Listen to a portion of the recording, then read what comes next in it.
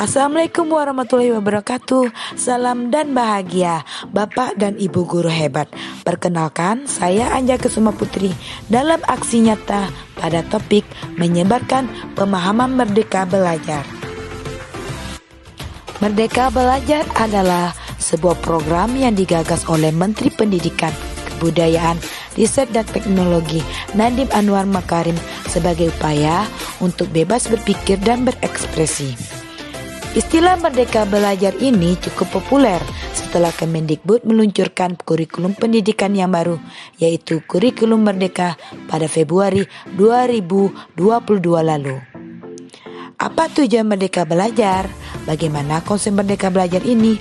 Apa saja komponen yang dapat mempengaruhi kesuksesan program baru dari Kemendikbud ini? Yuk cari tahu jawabannya lewat ulasan setelah ini. Tujuan Merdeka Belajar. Selain menghadirkan pendidikan yang bermutu tinggi, program Merdeka Belajar juga memiliki tujuan lain. Adapun tujuan Merdeka Belajar adalah sebagai berikut. 1. Membangun suasana belajar yang lebih menyenangkan bagi guru dan siswa.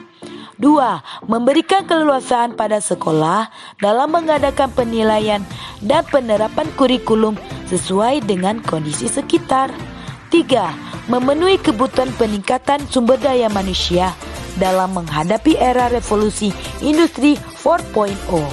4. Menciptakan peserta didik yang berjiwa merdeka serta tidak merasa dikekang oleh ketentuan dan peraturan dalam pembelajaran sehingga mereka dapat menemukan potensi dan kemampuan diri masing-masing.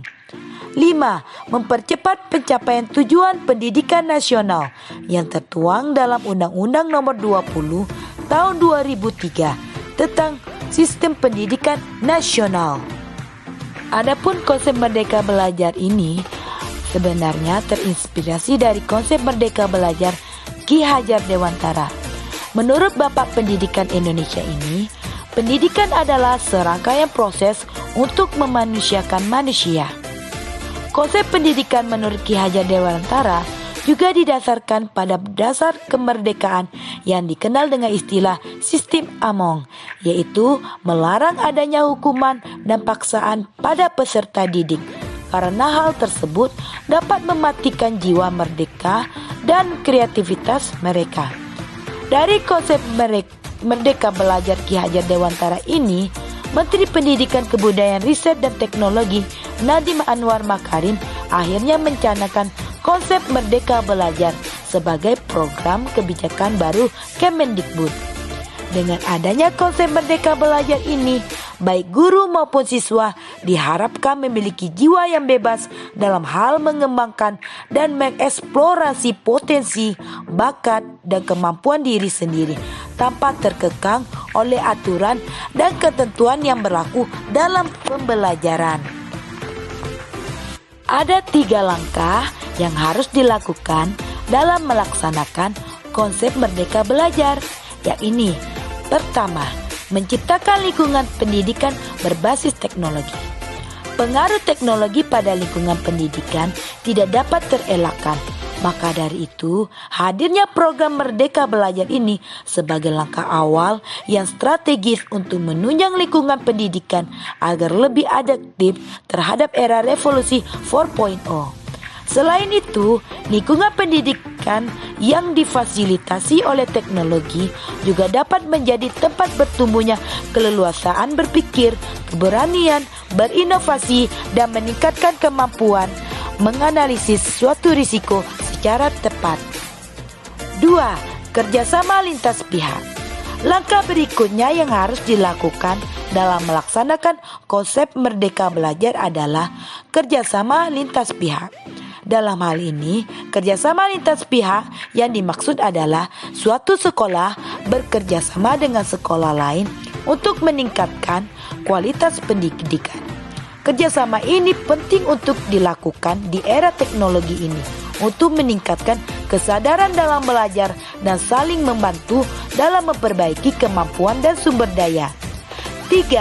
Urgensi data. Kemendikbud memiliki andil dalam menyediakan sumber daya dan sarana yang unggul.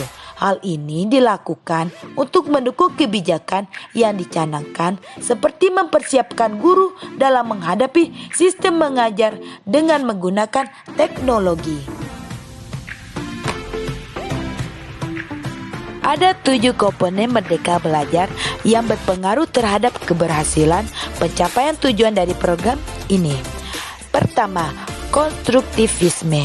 Konstruktivisme adalah komponen dalam Merdeka Belajar yang berkaitan dengan cara siswa membangkitkan pengetahuan yang sudah ada.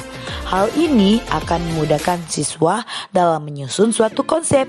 Dari konsep tersebut, siswa dapat saling berbagi dan mempraktikkan pengetahuan yang dimiliki untuk mendapatkan pengalaman nyata.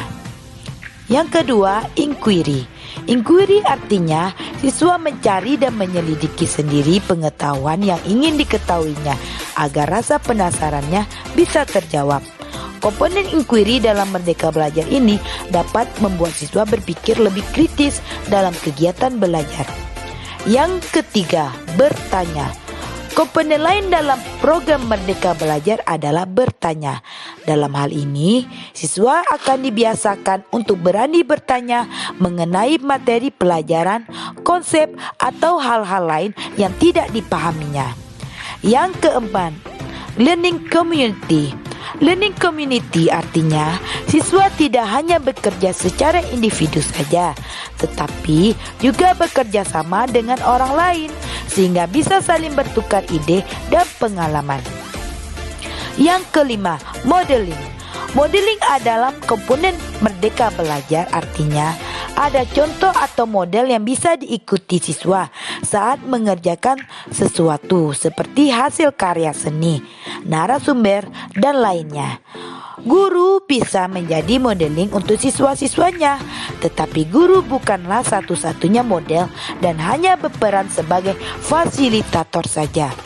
Itu artinya siswa bisa mencari modeling selain gurunya. Yang keenam, refleksi. Kegiatan refleksi dalam Merdeka Belajar bertujuan untuk membuat siswa merefleksikan atau merenungkan apa saja yang sudah dipelajari.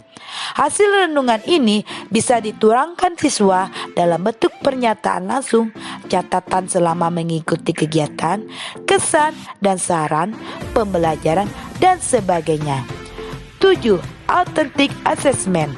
Pengetahuan dan keterampilan yang telah dipelajari siswa akan diukur dan dinilai. Penilaian atau authentic assessment ini bisa dilakukan secara berbeda-beda, tergantung jenjang pendidikan siswa. Peran guru dalam Merdeka Belajar. Secara umum, guru memiliki berbagai peran dalam proses pembelajaran dengan siswanya. Antara lain, pertama, guru sebagai pendidik dan pengajar. Kedua, guru sebagai mediator dan fasilitator. Ketiga, guru sebagai pengelola. Keempat, guru sebagai demonstrator. Kelima, guru sebagai pembimbing dan motivator. Keenam, guru sebagai evaluator. Dalam program Merdeka Belajar, guru dituntut untuk lebih aktif sebagai pelopor kesuksesan penerapan program tersebut. Dengan peran-peran guru tersebut, diharapkan guru dapat mewujudkan program Merdeka Belajar dalam proses pembelajarannya. Selain itu, dibutuhkan juga kompetensi tambahan pada guru dalam program Merdeka Belajar. Adapun kompetensi tambahan yang harus dimiliki guru dalam program Merdeka Belajar adalah kemampuan dalam menyelesaikan permasalahan dengan holistik dan logis, atau computational logic, dan compassion yang berkaitan dengan kompetensi profesional guru.